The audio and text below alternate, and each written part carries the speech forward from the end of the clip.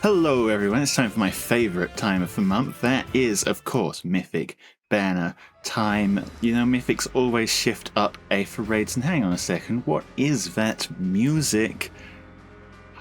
Engage music, it's Veyle! Hello there, Veyle. She is an Blue Tome infantry, an Astra season mythic, which we already knew because of the mysterious silhouette for next bonus mythic on Astra. Buffs defense, of course. Let's see what she's got. Starting off with the weapon Obscurité, because we are French in Engage. Accelerates special trigger, cooldown count -1 at start of turn if units within 2 spaces of an ally. Grants attack res +6, resonance blades, and resonance shields to units and allies within 2 spaces of unit for 1 turn.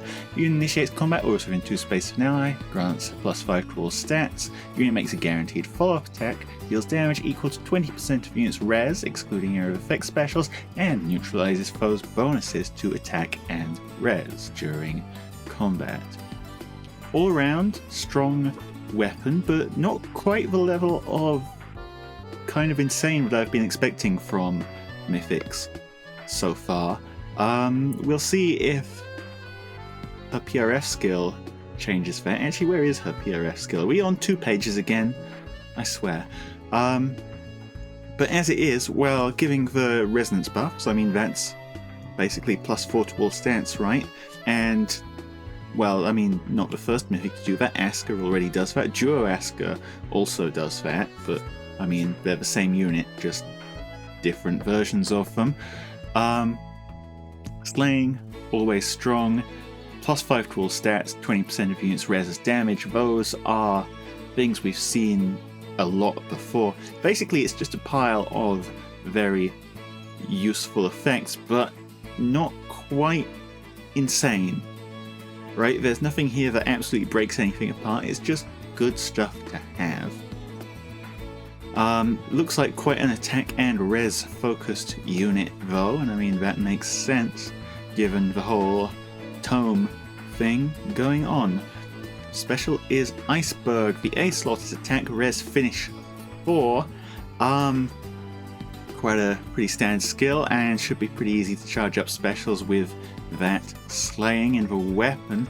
Here's the interesting thing, in the B slot we have attack, res, tempo 4. Let's see what a tier 4 tempo skill actually does. It inflicts attack res -4 on foe, neutralizes effects that grant special cooldown charge +X to foe, or inflicts special cooldown charge -X on unit, and reduces the percentage of foes non-special reduced damage by X% skills by 50% during combat. Example, a foe with a reduces damage by 45% skill would reduce damage by 23% instead. Okay, so they've added one effect onto tempo. They've added one effect onto tempo, and admittedly that is a pretty good effect. It is reducing foes' damage reduction by half. That's a big deal, although, as we've seen already, reducing it by half isn't the same as reducing it by all. There's quite a lot of situations where you reduce it by half and you find out that actually they still have enough damage reduction left over to just barely hang on to life. But still, it's going to help you force through some damage where otherwise you might have had none damage. I was kind of expecting something a little bit different from a Tempo 4 because we've kind of already seen this exact same effect, in fact, on the Tier 4 Null follow-up skills. But, well, if you're running Tempo 4, you're missing out on Special Spiral Force, so this is another way for those kinds of units to pick up that damage reduction shred that they might not otherwise have had access to. Let's keep going. See that second page? Yep, there it is. The C slot, Fell Protection. That's a long heckin' C slot. If you initiate combat within 2 spaces of an ally, grants attack res +5 to unit during combat, and also if unit's res is greater than or equal to foe's res +5, reduces damage from attacks during combat by 30%, excluding area effect specials, and also if foe's attack can trigger foe's special, inflicts special cooldown count +1 on foe before first it's Scowl. Okay, it's Scowl. You know what Scowl does. For allies within 2 spaces of unit, grants attack res +4 to ally during their combat, and also if this unit's res is greater than ally's foe's res +5. That's a tricky little way with words, isn't it? At start of combat, reduces damage from attacks by 30% during allies' combat, excluding area of effect specials, and also if foe's attack can trigger foe's special. Oh goodness, it's not just Scowl, it's Drive for Scowl support. Veyle, you... Well, okay. This changes things a lot, actually. First things first, it's Drive Scowl support. There's quite a few units whose one big weakness was getting hit by Precharged specials. Get Scowled, idiot. So that's that, but then on top of that, it's not just Scowl support. It's not just Scowl support. Well, it's attack res +4, but I mean, stats, they're nice. They're nice, not gonna get me wrong, but it's 30% damage reduction as well. And Scowl, right? It's all of that together. Basically, with Veyle, if you're playing against a team that does not have a strategically placed Freya, obviously Elamine can still false start them, but if they do have strategically placed Freya, why run Elamine at all when you can have the same 30% damage reduction drive that Elamine grants you, but also a Scowl stuck to it? Well, frankly, yeah, Veyle is a little bit silly, and I think possibly gonna help swing things back in the direction of save balls as an offense meta again. Losing Elamine really hurt save balls quite a bit, thanks to Freya, but, well, having Scowl on everyone. And again, it's not even the unit that's being supported doesn't have to win the res check, is the ridiculous thing. It's Veyle who has to win the res check. Even if it's someone else in combat, it's Veyle's res that's being used for this res check. The funny thing is, I'm actually working on a video on how to beat Brave Corrin, of all things. Obviously there's the easy way, but the more difficult way requires specialing her on the first hit in order to break through Armored Flow, so you've got nice easy access to very little damage reduction on the second hit. That's one of Brave Corrin's weaknesses, right? But sure, give her Scowl as well. Why not? Normally you can't give her... Well, you can give her Scowl, but you can't give her Scowl because she really likes her PRF A slot. But no, give her Scowl. She's earned it. Well, in any case, weirdly enough, I don't think this actually causes problems for me that much. I think this causes problems for everyone else a huge amount, but I think I can work around this just fine. Probably. Hopefully. Maybe. Let's see some animations, shall we? Oh, nice little spin there. Honestly, really good poses on that animation. Big fan. Scowling at Letizia here. And we're gonna see a special. Feel what I feel. Kablam. Pretty chunky special as well. Who else is on the banner, huh? We're looking at Atri, Ash, Legendary Nana, Xander, Arvel, Shez, Felix, Alchrist, Diamant, Citrine, Freya. And that's it. That's everyone. Interesting lineup here. I think there are some colors that are definitely worth summoning on. So let's wait for a little spinny thing to come around and I'll do my usual breakdown. Okay, starting with the obvious one. Blue, really freaking good. Freya, we talked about this when Freya came out. It's still true today. Freya is the Astra mythic, anima mythic of all time.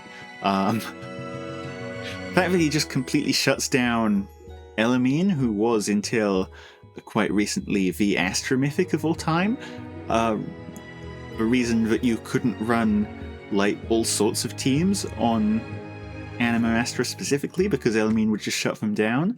No, Freya prevents that, and prevents just all sorts of debuffs in general, really. So, you know, very handy guy to have around. If you've seen my defense replays, you know what Freya is capable of as well. Not just as a supportive unit, because his support is really good, but he hits pretty dang hard too, and is really quite tanky. So put all of that together, good pick is Freya.